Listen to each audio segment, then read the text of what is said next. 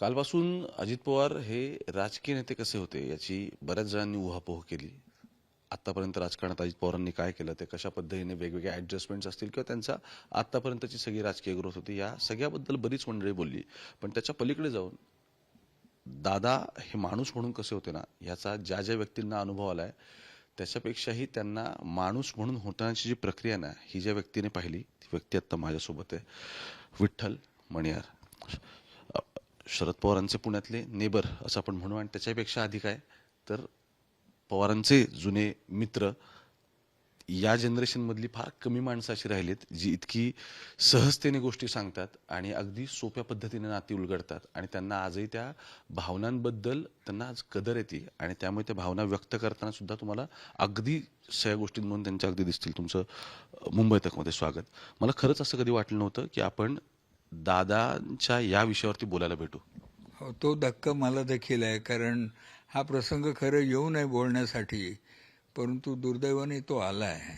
आणि तो अशा पद्धतीने आला की त्याचा विश्वास कोणाचाही बसत नाही. तुमचा आमचा तर बसणार नाही, पण आपण पाहिलं 2 दिवस बारामतीमध्ये ज्या पद्धतीने लोक रिॲक्ट होत होते. दुःख, ती भावना सगळ्यांचीच होती की हे अकालनीय झालं आहे आणि कसं झालं कळेना, होऊ नये अशी एक भावना. आणि खरं वाटत नाही ही पण एक अजूनही कल्पना लोकांच्या डोक्यामध्ये आहे. बट दुर्दैवी आहे ते घडलं ते. पण तुम्ही हॉस्पिटलमध्ये होता आतमध्ये, आणि धाय मोकलून रडणारी बरीच मंडळी तुम्हाला आजूबाजूला दिसली असतील, कारण त्यांच्या भावना असते, त्यांच्या अश्रूच ते सांभाळू नाही शकले. तुम्ही दादांना तेव्हापासून ते अगदी शेवटच्या क्षणापर्यंत बघितलं असं मला वाटतं. तेव्हाचे दादा कसे होते हो? कारण काय, तुम्ही जेव्हा पवार साहेबांसोबत असाल तेव्हा ते कॉलेजमध्ये किंवा शाळेमध्ये वगैरे असतील. 1958 साली माझी आणि पवार साहेबांची मैत्री जुळली कॉलेजमध्ये, ब्रन मास्टर कॉलेज ऑफ कॉमर्समध्ये. आणि 1 वर्षानंतर अजितचा जन्म झाला 1959. वर्षभर 58 सालामध्ये पवारसाहेबांची माझी इतकी घट्ट मैत्री झाली की आम्ही एक कौटुंबिक मित्र मानले जायला लागलो. म्हणजे त्यांचं माझ्या घरी येणं जाणं, नानापेठेमध्ये मी राहत होतो, माझं बारामतीला काही ना काही निमित्तानं जाणं येणं सुट्टीच्या वगैरे. त्यामुळे अजितच्या जन्मापासून अजितला बघत आलेलो आहोत. लहानपणामध्ये त्याचा खेळकर आणि ते सगळं जे सगळ्या लहान मुलांचं असतं तसंच त्याचं बालपण चालत आलेलं होतं. शिक्षणही करत होता आणि सगळं कुटुंब खूप आनंदात, शेती बऱ्यापैकी, कष्ट करणारी सगळं होतं, मध्यमवर्गीय होते. असं काही फार मोठं संपत्ती त्या कुटुंबाकडे होती अशी नव्हती, परंतु कष्टाने खाऊन पिऊन सगळे असे सुखी होते, आनंदाचं चाललेलं होतं. जसं जसं अजित मोठा होत गेला, दुर्दैवाने त्यांचे वडील अकालनीय गेले. आणि 2 मुलं, 2 बहिणी त्या अजितला. थोडंसं वडील गेल्यानंतरची जबाबदारी जी घेतली ती साहेबांनी घेतली. तोपर्यंत पवार साहेबांनी, अनंतराव गेल्यानंतर त्या मुलांना पोरकं वाटू नये यानं एकत्र कुटुंब. आणि साधारणतः साहेब सामाजिक कामामध्ये अधिक रस घेत होते आणि राजकारणातही आलेले होते. त्यामुळं स्वाभाविकता त्यांच्याकडून जास्त चांगल्या पद्धतीने या मुलांकडं बघितलं जाईल, त्यांची डेव्हलपमेंट प्रॉपरली होईल याकडे साहेब लक्ष देऊ शकत होते. असे प्रत्येकजण आपापल्या कामात असल्यामुळं साहेबांनी ते न कळत त्यांच्याकडे ते पालकत्व आलं आणि ते साहेबांनी निभावलं. आणि ते निभावत असताना अजितचं शिक्षणाकडं काही फारसं लक्ष होतं असं नाही की आपण शिक्षणामध्ये आपलं करिअर करावं, अशी त्याची काही भूमिका नव्हती. थोडीशी साहेबांच्या राजकारणाची तो कॉलेजमध्ये असतानापासूनच काही कामं करायला लागायचा. हे निवडणुकीची कामं असतील किंवा साहेबांनी काही डेव्हलपमेंटची कामं करताना कुठल्या तरी ऑफिसला जाऊन कलेक्टर ऑफिसमध्ये वगैरे फॉलोअपचं असेल, अशा पद्धतीची ती कामं करत असताना साहेबाला जाणवलं की याच्यामध्ये त्याला त्या क्षेत्रामध्ये रस आहे. आणि ज्या क्षेत्रामध्ये रस आहे अशा व्यक्तीला त्या क्षेत्रामध्ये डेव्हलप करण्याचं, त्याला प्रोत्साहन देण्याचं काम साहेब नेहमी करत आले. कुटुंबातल्या प्रत्येकाच्या व्यक्तिमत्वाकडे पाहिलं तर तुम्हाला असं जाणवेल की ज्याला जी आवड आहे त्या क्षेत्रामध्ये साहेबांनी त्याला काम करायला लावलं. जसं राजेंद्र पवार आहे, त्याला ॲग्रिकल्चरमध्ये जास्त रस आहे, त्या ॲग्रिकल्चर डेव्हलपमेंट ट्रस्टचं तो काम बघतो. रोहितला इंडस्ट्रीमध्ये आधी काम आहे, तर त्यांचं बारामती ॲग्रोमध्ये तो रोहित पवार नंतर राजकारणात आले तसे. नंतर आला. पण साहेबांनी ह्या सगळ्या लोकांना अशा पोरांना अशा पद्धतीने दिलं की ज्याला ज्याच्यात रस आहे. कारण साहेबांची भावना होती की जर का त्याला कामात त्या रस नसेल तर तो जबरदस्तीने दिलेलं काम योग्य पद्धतीने करू शकणार नाही. त्यामुळं अजितकडे त्यांचं ज्या वेळेला हे लक्ष गेलं त्यावेळेला असं साहेबांना वाटलं की याला आपण सामाजिक क्षेत्रामध्ये घेतलं पाहिजे काम करण्यासाठी.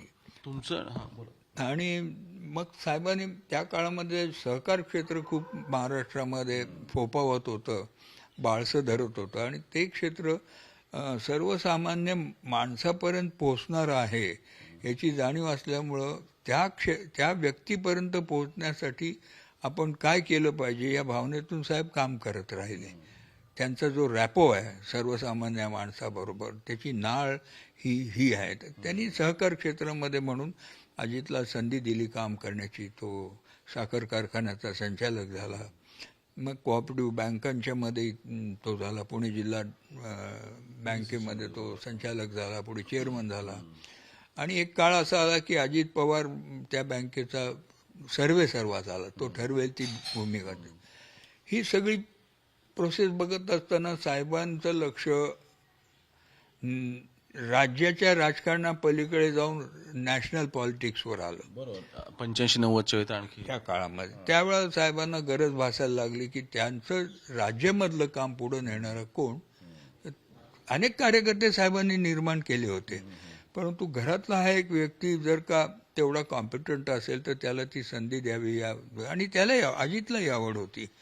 त्या नात्यानं साहेबांनी त्याला सांगितलं की आता तू बारामती सगळी सांभाळ. बारामतीच्या डेव्हलपमेंटची जी काही कामं आपण उभी करतो किंवा करणार आहोत त्या सगळ्या इंडिपेंडंट जबाबदाऱ्या साहेबांनी अजितला दिल्या आणि अजितने तेवढ्याच कॉम्पिटंटली त्या सगळ्या पाहिल्या आणि करत राहिला, पार पाडत राहिला. मग पुढे स्वाभाविकता त्याला साहेबांनी आमदार केलं. मग पुढे त्याची राजकीय कारकीर्द आपल्या सगळ्यांना माहिती आहे, त्यामुळे त्याच्यात जाणार नाही. तुमचं आणि दादांचं कधी शेवटचं बोलणं आलं?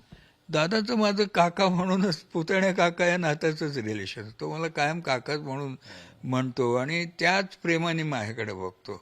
ज्या प्रेमाने तो साहेबांकडे बघतो त्या प्रेमाने माझ्याकडे बघतो. साहेब काका त्याच्यासाठी नात्याने काका आहेत. परंतु जसं मी म्हटलं की अनंतराव गेल्यानंतर राजेचे वडील साहेब त्याच्या वडिलांच्या जागेवर आले. तर अजितला साहेब वडील आणि मी काका अशी आमची साधारणतः कॉम्बिनेशन्स आहेत घरातली. काल 2 गोष्टी ऑब्झर्व केल्या. एक म्हणजे मी सुप्रिया सुळेंचं जे काही तिथलं वागणं बोलणं फिरणं होतं ते ऑब्झर्व केलं.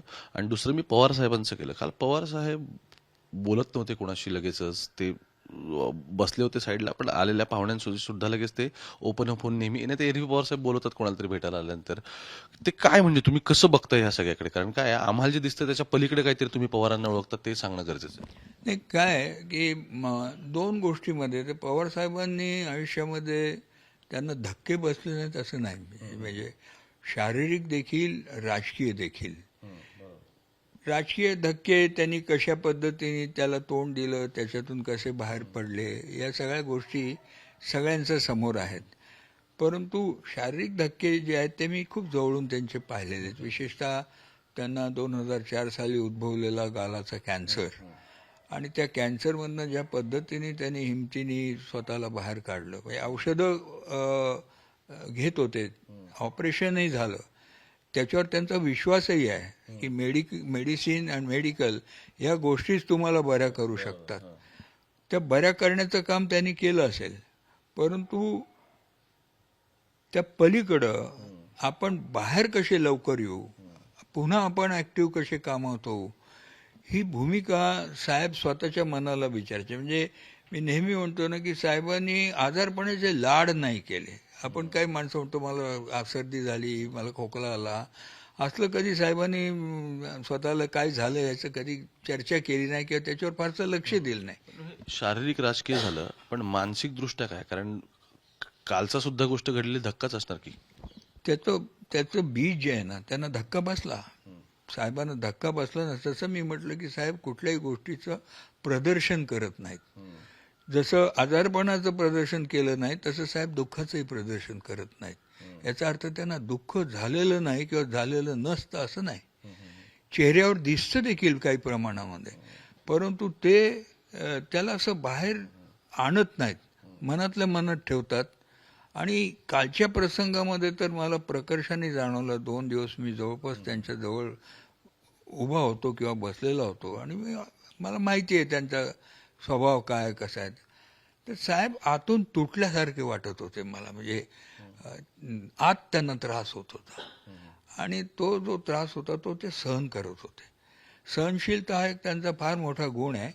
आणि हे सगळं करत असताना त्यांना दुसरा त्यांचा एक मन असं विचार करत असतं की हे दुःख आलंय, ह्याला पर्याय नाही आहे, कारण हे घडून गेलेलं आहे. ह्याला कुठलाही उपाय नाही की अजित पवार परत येऊ शकतो. मग जी गोष्ट ठरलेली आहे त्या गोष्टीला आपण स्वीकारून त्याच्यातून मार्ग काढून कसं पुढे जायचं याचा विचार साहेबाच्या मेंदूतला एक कप्पा करत असतो. आणि त्या तो कप्पा त्यांना सांगत असतो की हा मार्ग आहे, तो मार्ग आहे, असं करायचंय आपल्याला. आपण मोठे आहोत घरामध्ये सगळ्यात, आपल्याला आपण मोडलो तर जिच्यावर दुःख आलंय ती त्याची पत्नी, त्याची मुलं, घरातली पुतणे, इतर सगळ्या मंडळी, यांच्या दुःखाचं काय. तेव्हा ज्येष्ठ व्यक्ती या नात्यानं साहेब नेहमी हा विचार करतात की मला जे काही घडते ते मला गिळलं पाहिजे, सहन केलं पाहिजे आणि त्याच्यातून बाहेर पडण्याचा मार्ग शोधला पाहिजे. ते जे शोधतात आणि तसे ते चालतात. तुम्ही काका पुतण्या दोघांना पहिल्यापासून बघितलेलं आहे, म्हणून मला हे विचारायचं आहे. नंतरच्या काळात जेव्हा पार्टी स्प्लिट झाले एक 2-3 वर्षापूर्वी, पण त्याच्या आधीच म्हणजे असं खरंच होतं का की ठीक आहे चला राजकीय मतभेद असू शकतात पवारांच्या घरात, तर ते कायमच राहिलेले आहेत. एन डी पाटील असतील किंवा आणखी वेगवेगळे त्यांचे त्यांच्या बहिणी असतील किंवा आणखी पाहुणेरावळ्यामध्ये मंडळी असतील. मुद्दा हा नाही, मुद्दा आहे की काका पुतण्यांमध्ये नंतरच्या काळात तुम्हाला तात्विक भेद जाणवले का?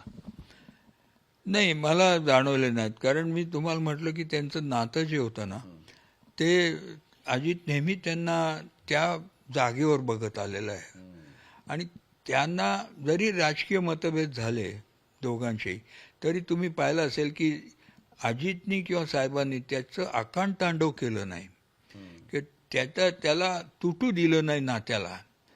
आणि ते मनापासून होतं त्यांचं. कारण साहेबांना माहिती आहे की ज्याचा तो मार्ग आहे. साहेबांनी ही पण घरामधल्या मंडळींना लिबर्टी दिलेली होती की तुम्हाला जर का तुमचं कार्य हे पटत असेल, दुसरं करायचं तर तुम्ही करा, पण ते जोखून करा. ज्याच्यामध्ये तुम्ही कराल त्याच्यामध्ये नंबर 1 व्हाल अशा पद्धतीने करा, आवडीने करा, प्रामाणिकपणानं करा.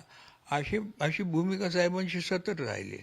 तेव्हा राजकारणामध्ये ज्या वेळेला दोघांचे 2 मार्ग वेगळे झाले अजितच्या जाण्याने, त्यावेळेला साहेबांनी त्याला समजावून सांगितलं, अनेकांनी समजावून सांगितलं.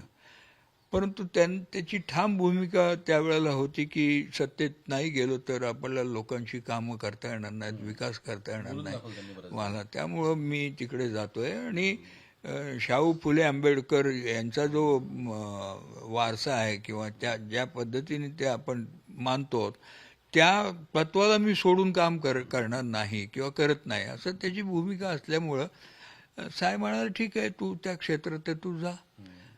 पण त्यानंतर एक 2-3 महिन्यांनी अजितला जाणवलं की त्याला कुठेतरी असं वाटतं की नाही साहेब माझ्याबरोबर पाहिजेत या प्रसंगामध्ये. आणि त्याला धरून तो माझ्याकडे 2-3दा आला आणि मला सांगितलं की काका तुम्ही साहेबांचे जवळचे मित्र आहात आणि अंकुश काकडे राजकीयदृष्ट्या साहेबांचे सुरुवातीपासूनचे अत्यंत प्रामाणिक आणि घनिष्ठ असे कार्यकर्ते आहेत आणि तुमच्या दोघांवर साहेबांचा विश्वास आहे. तर तुम्ही दोघांनी साहेबांशी तुम्ही बोला.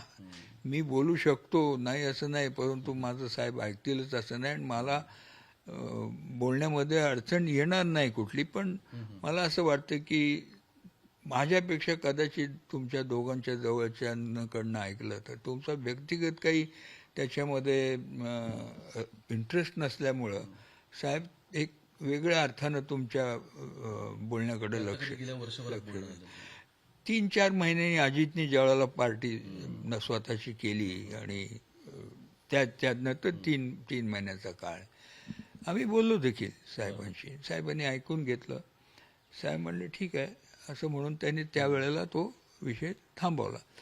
तर याचा अर्थ असा होता की अजितला असं वाटायचं की साहेब माझ्याबरोबर हवेत.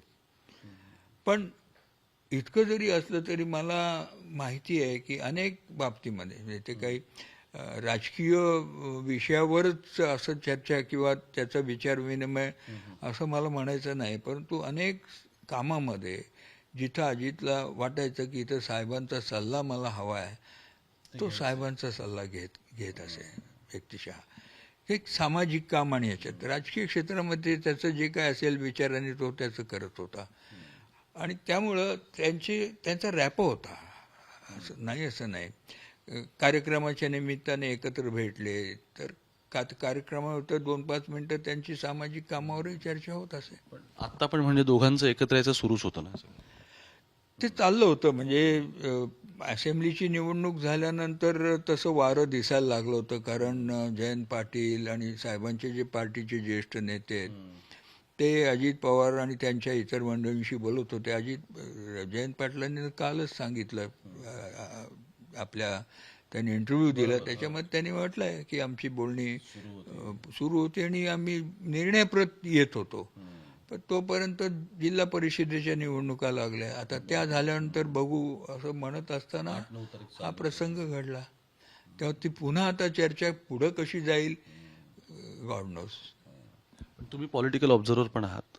असं असताना मी आता शेवटाकडे चाललो आपण म्हणून विचारतो, असं असताना तुम्हाला दादांनंतरची राष्ट्रवादी कशी दिसते? माझं व्यक्तिगत मत असं आहे की ती सैरभैर होईल. कारण दादा एवढं नेतृत्व आता त्यांच्याकडची जी मंडळी त्याच्यामध्ये कोणाचं कारण दिसत नाहीये. आणि होतं काय की इतका कर्तृत्ववान माणूस गेल्यानंतर त्याला रिप्लेसमेंट मिळते, परंतु त्या कपॅसिटीची रिप्लेसमेंट जर नाही मिळाली तर लोक कम्पेअर करतात ना. आणि त्या कम्पॅरिझनमध्ये तो माणूस जरी चांगलं काम करत असला तरी अजित पवाराच्या पद्धतीनं त्याच्या ज्या धाडसानं तो करायचा त्या धाडसानं न करणारा माणूस असल्यामुळं त्या पार्टीतला एक थोडंसं पोरकेपण आल्यासारखं होईल तुर्तास, असं मला वाटतंय. आता चर्चा चालू आहेत, सुनेत्रा पवारांना राजकीय पदं मिळतील नाही मिळतील, पण मला तरी एक म्हणजे राजकीय नाही, मला या सगळ्यामधलं कारण काय ॲट द एंड राष्ट्रवादी ही पार्टी जसं की आधी ते ठाकरे आणि शिवसेना असं होतं, तसं ते पवार आणि राष्ट्रवादी असंच इक्वेशन सगळ्यांना दिसत होतं. अशा वेळी जेव्हा अजितदादा नाही आहेत, अशा वेळी परत पवार साहेब गोष्टी घेतल्या असं तुम्हाला वाटतं आता या वयात सगळ्या? आणि पवार साहेब ॲज इट इज राजकारणामध्ये आहेत, त्यांची स्वतःची पार्टी आहे, त्या पार्टीला डेव्हलप करण्याचं काम ते करतायत त्यांच्या सहकाऱ्यांसहित. त्याच्यामध्ये साहेबांना आजच्या अजितच्या जाण्याने त्यांच्या पार्टीला असं काही धक्का बसण्याचं कारण नाही. त्यांचं कार्य चालू आहे. एकत्रीकरणाचा जो विषय आहे त्याच्यामध्ये आता इक्वेशन सगळी बदलतील. त्यामुळे ते पुढं कसं असेल याचा अंदाज माझ्यासारखा ऑब्झर्वर विचार नाही करू शकत. माहिती कारण खूप खूप धन्यवाद तुमचे. सध्याची राजकीय परिस्थिती आणि सगळ्यात महत्त्वाचं काय की राजकारणापलीकडचे दादा कसे होते, त्यांचं अपब्रिंगिंग कसं होतं, या सगळ्या गोष्टींवर त्यांनी प्रकाश टाकला आणि मुद्दाम त्यासाठीच त्यांच्याकडे आलो होतो. खरं तर काल बारामतीवरून निघाल्यानंतर असं झालं की ते पण पुण्यात पोहोचणार होते. आज मी पुण्यामध्ये आलो होतो. ते त्यांच्याकडून समजून यासाठी घ्यायचं होतं की अशी फार कमी मंडळी आता ह्या पिढीची आहेत की ज्यांनी इतक्या सगळ्या गोष्टी, ज्या मी ज्या व्हिडिओच्या सुरुवातीला बोललो होतो की ज्या स्वतः बघितल्यात की त्या ग्रोन अप आणि त्यांनी त्या स्वतःच्या वय वाढत असताना ह्या सगळ्या गोष्टी विटनेस केल्या आहेत. आणि म्हणून म्हटलं की त्यामुळे त्यांना ऐकणं जास्त महत्त्वाचं होतं, कारण त्या भावना, ते विचार आणि त्या सगळ्या बघितलेल्या गोष्टी ते फार सहज त्याची मांडणी करू शकतात. तुम्ही मुंबईतच बघत राहा. कॅमेरा पर्सन गोपाळसोबत मी ओंकार, पुण्यावरून.